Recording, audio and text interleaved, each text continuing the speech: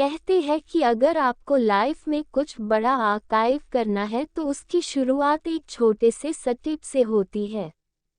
आज की ये स्टोरी सुनकर आपको सच में यकीन हो जाएगा कि अगर आपको कुछ बड़ा करना है तो जरूरी नहीं कि आप कोई बड़ा स्टेप ले।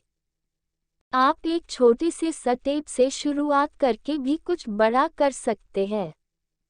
तो आज की ये कहानी है प्रफुल्ल बिल्लोरे की, जिन्हें हम MBA चाय वाला के नाम से भी जानते हैं। अगर बात होती है कि किसी ने चाय बेच कर अपनी जिंदगी बदल ली तो सिर्फ मोदी जी की बात होती है, लेकिन हमारे देश में एक ऐसा भी चाय वाला है जिसने चाय बेचकर अपनी पूरी जिंदगी बदल डाली और सिर्फ 24 साल की उम्र में ही चाय बेचकर करोड़पति बन गया। इनका पूरा नाम है प्रफुल्ल बिल्लोरे। इनका ड्रीम था कि ये MBA करेंगे। इसके लिए इन्होंने लगातार 3 साल तक ट्राई किया, मगर हर बार वह फेल रहे। ऐसा नहीं था कि ये पढ़ाई में बहुत ज़्यादा कमज़ोर थे, ये पढ़ाई में अच्छे थे और लगातार हर दिन 6 से 7 घंटे पढ़ाई भी करते थे। फिर भी वो इतनी पढ़ाई करने के बाद भी वो लगातार 3 बार एग्ज़ाम में फेल हो गए, जिसके कारण वह बहुत ज़्यादा उदास हुए और कुछ दिनों के लिए उन्होंने अपने आप को एक कमरे में बंद कर लिया। वह कमरे में बैठकर सोचा करते थे कि अब मैं क्या करूँगा। उसके बाद वह अलग अलग शहरों में कुछ नया खोजना स्टार्ट किया, जैसे चेन्नई, मुंबई, हैदराबाद। इन सारी जगहों पर उन्होंने सफ़र किया और फिर सोचा कि कब तक ऐसा चलता रहेगा, कब तक मैं ऐसे ही भटकता रहूँगा। अगर जिंदा रहना है तो लाइफ में कुछ तो करना पड़ेगा। फिर उन्होंने अहमदाबाद में मैकडॉनल्ड में डिलीवरी बॉय का काम स्टार्ट कर दिया, जहां उन्हें करीब 1 घंटे के 37 रुपये मिला करते थे। कुछ दिनों बाद उन्हें प्रमोशन मिला और वह वेटर बन गए। उनका कहना था कि उनके किताबें पढ़ने के कंपैरिजन में ये ज़्यादा अच्छा है, क्योंकि हर दिन उन्हें नए लोगों से, नए और विचारों से नए अनुभव मिल रहा था। जब वे मैकडॉनल्ड में जॉब कर रहे थे तो उनके दिमाग में एक बात आई कि बाहर की कंपनियां अगर हमारे देश बर्गर बेचकर अगर इतना ज़्यादा कमा रही है तो क्यों ना मैं भी अपना खुद का कोई प्रोडक्ट चुनूं जो पूरे इंडिया को कनेक्ट करता हो और उसी का बिजनेस स्टार्ट करूं। बहुत ज़्यादा सोचने और समझने के बाद उनके दिमाग में सिर्फ एक ही चीज़ आई, वो थी चाय, और उन्हें पर्सनली चाय बहुत ज़्यादा पसंद भी थे। हमारे देश में बहुत सारी भाषाएं हैं और बहुत सारे अलग अलग लोग हैं, अलग अलग संस्कृतियां हैं, लेकिन एक चीज़ कॉमन है और वो है चाय। भले ही वो नॉर्थ का हो या साउथ का हो, सबको चाय पीना बहुत ही ज़्यादा पसंद है। उनके दिमाग में ये आइडिया क्लिक किया और उन्होंने फैसला किया कि अब वह चाय का ही बिजनेस करेंगे।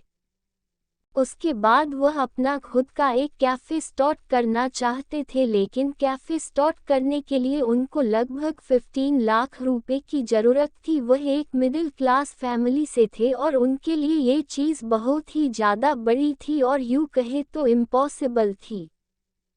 फिर उन्होंने सोचा कि जितना है और जैसा है उसी से स्टार्ट करते हैं और खुद से बोला, dream big but start small, और चाय का स्टॉल लगाने का फैसला किया, जिनके लिए उन्हें बर्तन, स्टॉल और दूसरी ज़रूरत सामान चाहिए थी, और सामान खरीदने के लिए उनके पास बिल्कुल भी पैसे नहीं थे। तो उन्होंने अपने पापा से झूठ बोला कि उन्हें कोई कोर्स करना है, जिनके लिए उन्होंने अपने पापा से 1500 रुपये मांगे और उन्हीं पैसों से उन्होंने ज़रूरत का सामान खरीदा और अपने स्टॉल की शुरुआत की।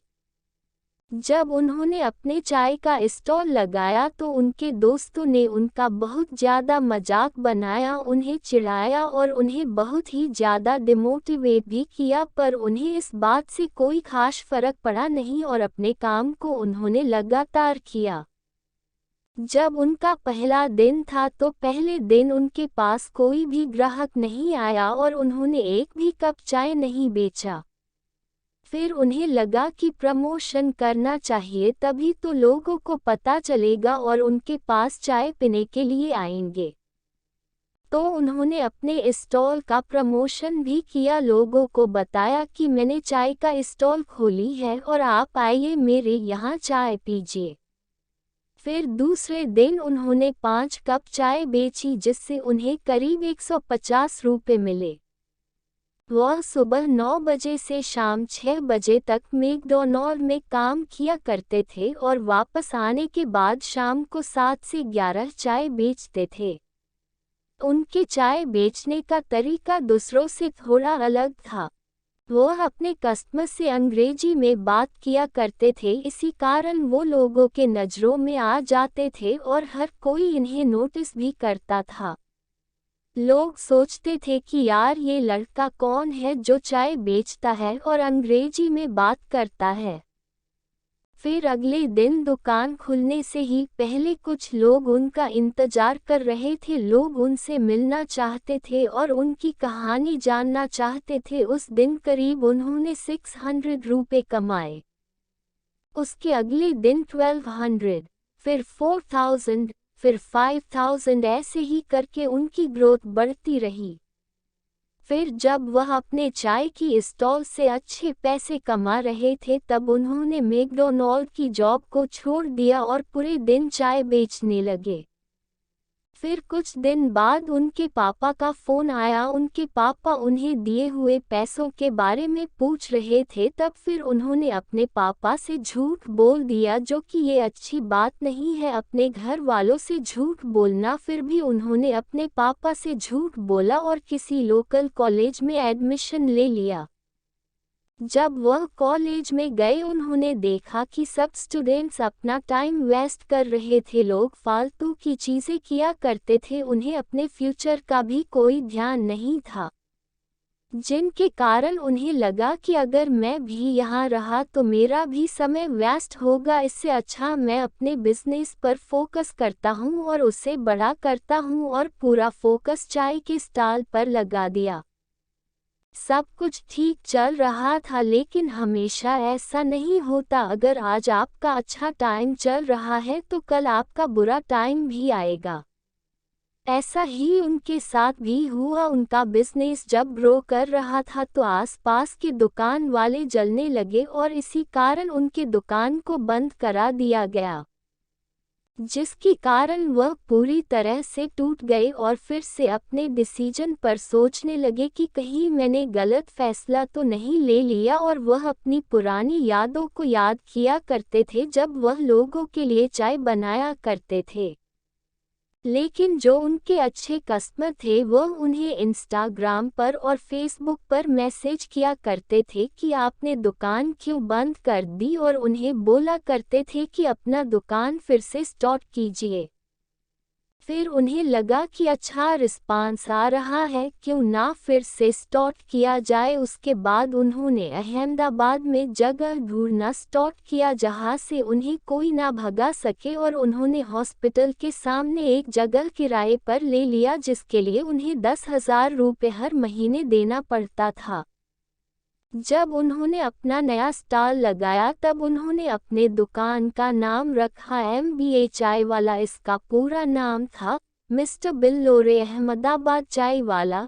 इन्हें अपने नाम के कारण बहुत ट्रोल झेलना पड़ा और लोगों ने इनका खूब मजाक भी बनाया, लेकिन इन्होंने इस बात की परवाह नहीं की और अपना काम करते रहे। धीरे धीरे इनकी ग्रोथ होती रही। ये अपने स्टॉल पर ही कुछ प्रोग्राम किया करते थे, जैसे एंटरप्रेन्योरशिप, प्राकृतिक आपदाएं या फिर कुछ सामाजिक मुद्दे जिन पर चर्चाएं होती थी और लोग अपना अपना ओपिनियन रखते थे।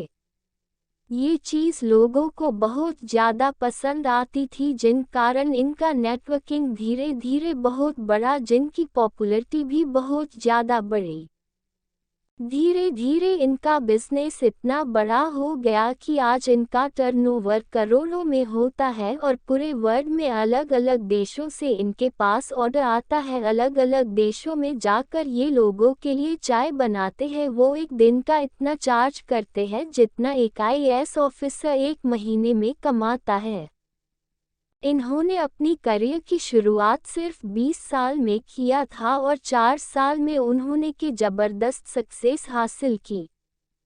यह अपने कुछ दिए गए इंटरव्यू में बताते हैं कि उनकी ये जर्नी इतनी आसान भी नहीं थी। जब वह अपनी पुरानी वाली स्टॉल चला रहे थे तब उन्हें इसके लिए 4 बार जेल भी जाना पड़ा था और लोग इन्हें बहुत ज़्यादा ट्रोल भी किया करते थे कि तू इतना ज़्यादा पढ़ा लिखा होकर चाय बेच रहा है, क्या कर रहा है तू।